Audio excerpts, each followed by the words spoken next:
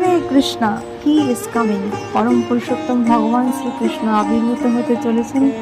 শ্রীকৃষ্ণ জন্মাষ্টমী আসছে, সমস্ত ভক্তদের হৃদয়ে আনন্দে ভরে উঠেছে। The best of all festivals, ভক্তদের আনন্দ উৎসব, ভগবানের আবির্ভাবের উৎসব আসতে চলেছে। এই সকলকে শ্রীকৃষ্ণ জন্মাষ্টমীর অগ্রিম শুভেচ্ছা। যখন চারিদিকে জন্মাষ্টমীর রব, ভক্তরা সেজে উঠেছে, ভগবান সেজে উঠেছেন, আর রয়েছে বাতাসের তালের গন্ধ। আর কৃষ্ণ বলরামের তো অত্যন্ত প্রিয় তাল, তাল সংক্রান্ত কত লীলাও আমরা শ্রবণ করেছি। তাই ভগবানের প্রিয় তাল দিয়ে আমরা বানিয়েছি ভগবানের প্রিয় তালের বড়া।